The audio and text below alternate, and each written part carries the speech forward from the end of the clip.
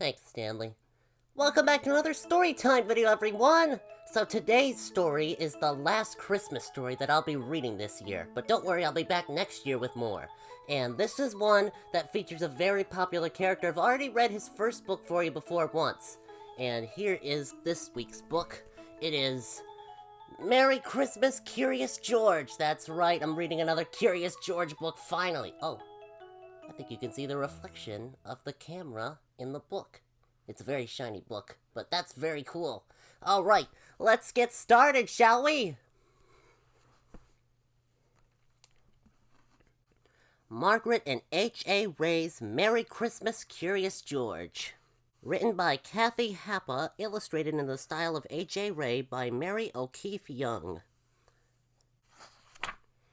This is George. He lived with his friend, the man with the yellow hat. He was a good little monkey and always very curious.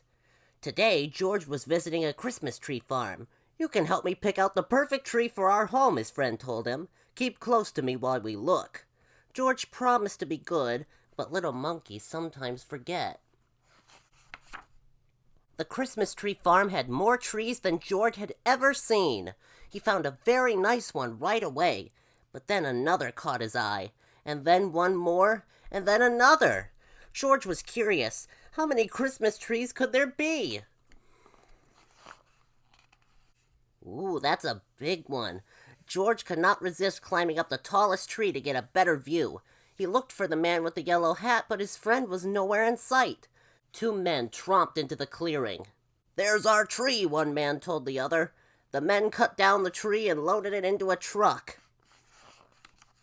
Along with George. George held on tightly. He saw the man with the yellow hat as the truck drove away, but the truck was going too fast. George could not jump off. He was scared, but still a little curious. Soon the truck stopped in front of a hospital. George peeked out of the branches as the men carried his tree inside. The hospital was a busy place. George jumped out of the tree. There was lots here to see and do. He looked at some interesting pictures. He found a jacket and tried it on. He played on a trampoline. He even went for a ride on a speedy little cart. What fun! Then George spotted something very interesting. His tree! George knew that Christmas trees were supposed to have tinsel and twinkling lights and shiny ornaments, but this tree was empty. George thought and thought. Then he had an idea. Oh no! Those aren't ornaments!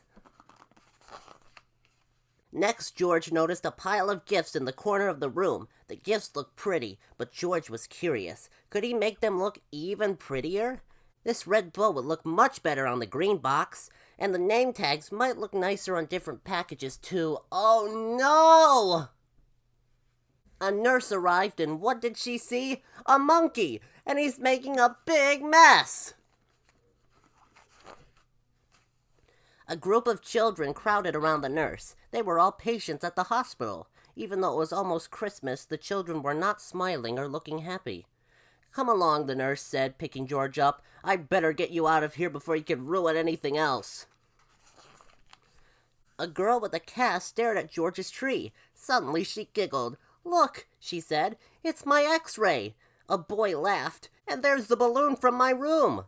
All the children started chattering and laughing as they looked at George's funny decorations. "Can't he stay for the party?" a boy asked the nurse. "We don't mind about the gifts. It will be fun to sort them out." "Please let him stay, please," the other children chimed in. When she saw how happy the children looked, the nurse looked happier too. "I suppose he can stay," she said, "if he promises to help fix the tree." George was happy to help. The children helped too. Some of them returned George's decorations, while others handed George the real ornaments. He scampered up and down, stringing lights and hanging tinsel. Being a monkey, he was good at that sort of thing. He was also good at making the children laugh. Well, he's juggling the ornaments with his feet. I can't juggle with my feet. When the tree was finished, George helped open the gifts. He was having such a good time that he completely forgot he was lost, until the man with the yellow hat hurried into the room. "There you are, George," he cried. "I followed that truck all the way here."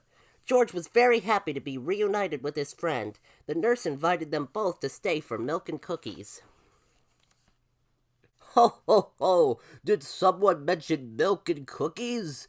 A man in a red suit walked into the room, his belly jiggling. He was holding a beautiful golden star. George's eyes widened. It was Santa Claus. Who would like to put the star on top of the tree? Santa asked. George, the children cried at once. Let George do it. George scurried up the tree one last time. He put the golden star in place carefully.